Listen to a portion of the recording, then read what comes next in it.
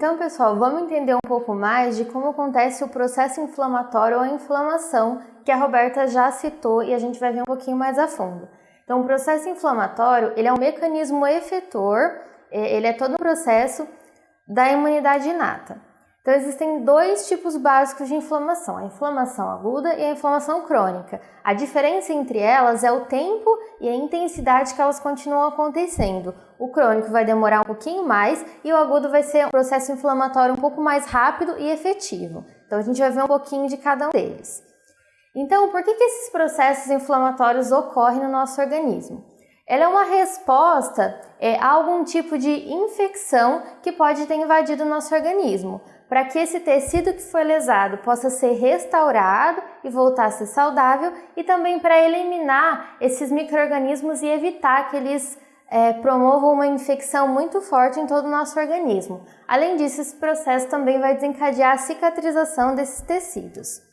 E o que pode desencadear esses processos inflamatórios então no nosso corpo? Então, principalmente a infecção por meio de patógenos. A gente vai usar essa palavra patógenos, que elas querem dizer algum organismo que possa causar doenças no nosso corpo. Então, alguns exemplos são, por exemplo, vírus, bactérias ou fungos.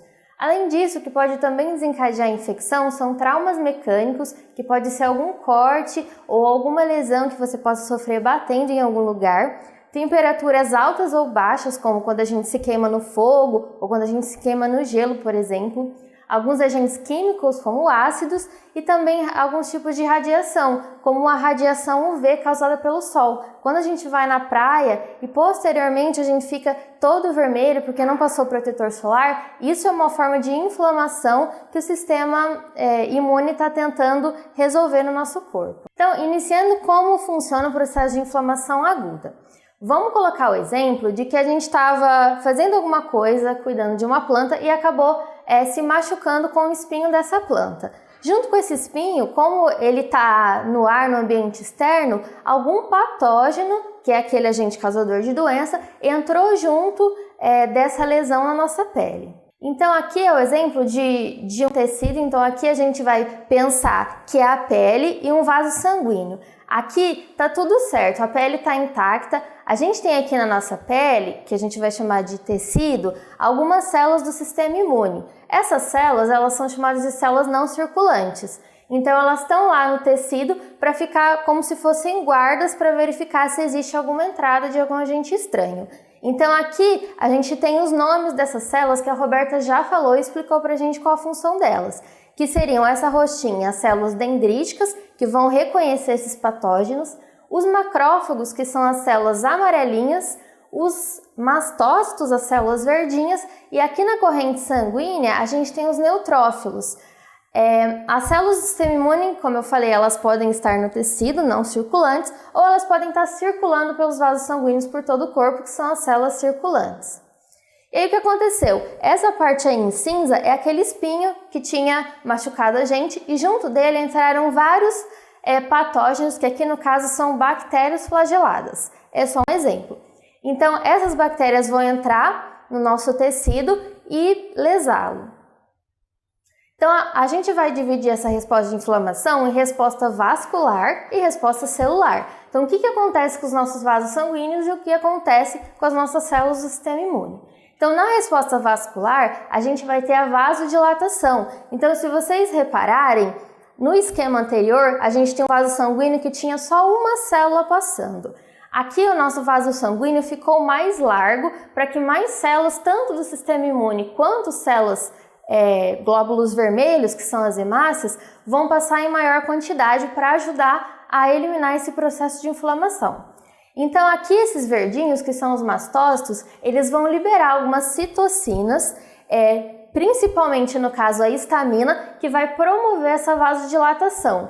Além disso, quando a gente tem vasodilatação, a gente tem mais hemácias e, portanto, mais oxigênio sendo distribuído no nosso tecido.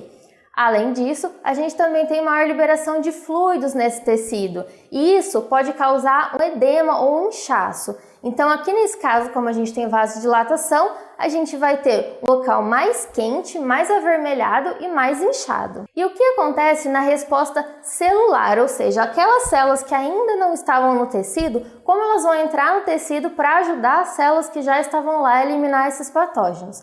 Então para isso, as células que estão circulantes, que podem ser aqui em rosinha, são exemplos de neutrófilos, e aqui em roxinho de células NK, elas vão passar do vaso sanguíneo para o tecido por um processo próprio delas. O que vai acontecer é que, como os nossos vasos sanguíneos, além deles ficarem dilatados, aumentados, eles também vão ficar mais permeáveis. Essa permeabilidade vai abrir como se fossem pequenos poros para permitir que as células passem do vaso sanguíneo para o tecido.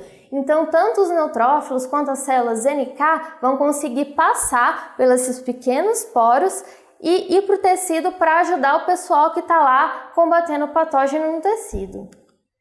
Então aqui, como a gente pode ver, parece um campo de batalha. Antes estava tudo organizadinho, agora a gente tem um monte de células tentando fagocitar os patógenos. Então, como a Roberta explicou, a fagocitose é esse processo de englobar e destruir os patógenos. Então a gente tem aqui, eu lembro em roxinho, macrófago fagocitando, temos neutrófilo fagocitando, células NK reconhecendo células que estão infectadas. Então a gente tem todo esse processo acontecendo ao mesmo tempo para evitar que essa inflamação aumente e que esses patógenos vão para o sistema sanguíneo. Então, quando todo esse processo acaba aqui, como é uma infecção aguda, a gente vê aqui que a inflamação acabou, os patógenos foram todos mortos e agora vai acontecer uma limpeza. Então, algumas células, alguns restos de patógenos também aqui, esses aglomeradinhos que ficaram mortos, os nossos macrófagos são como se fossem os faxineiros do nosso sistema imune. Então, eles vão acabar limpando todos esses restos celulares para deixar o nosso tecido de novo preparado para uma próxima infecção. Além disso, nosso vaso sanguíneo vai voltar ao normal e a gente tem o processo de regeneração da pele, que seria a cicatrização para um tecido novo e saudável.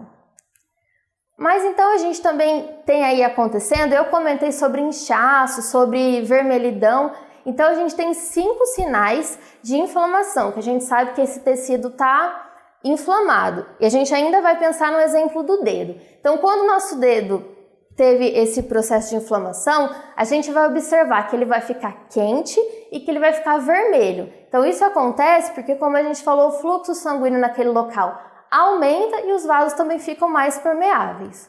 Além disso, a gente vai ter o inchaço, que também pode ser chamado de edema, que seria aquela produção de fluidos para ajudar na ação do sistema imune, que também é chamado de exudação.